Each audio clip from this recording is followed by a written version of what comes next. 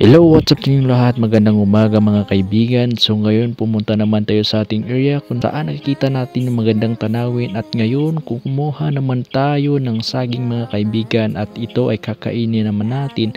Titingnan naman natin ito mga kaibigan kung matamis ba talaga. So yun, kakain natin mga kaibigan. Yun, napakasarap talaga. So ngayon mga kaibigan, umakyat naman tayo ng niyog at ito naman kakainin naman natin mga kaibigan.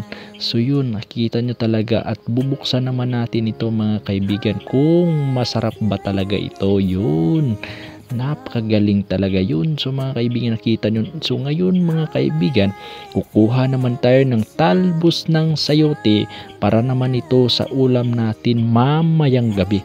So ngayon mga kaibigan, nakita nyo naman, kumuha naman tayo ng gabi para naman ito sa iulam natin mamayang gabi. So yun, nakita nyo talaga mga kaibigan, napakagaling yun.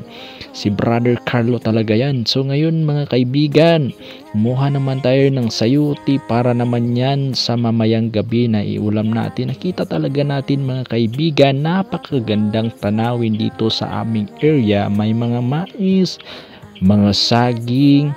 Kasi dito sa area namin mga kaibigan, dito ako pinalaki ng tatay ko, dito ako lumaki, dito ako pinanganak ng tatay ko. Sa 10 years old pa lang ako mga kaibigan, dito ako nakatira. Dito kami gumawa ng bahay namin, yung kubo namin noon nung bata pa ako. So nakita natin mga kaibigan, maraming tinatanim yung tatay ko dito. Yung buhay pa siya, no? Maraming mais. Kasi dito sa lugar namin mga kaibigan, napakagandang tanawin.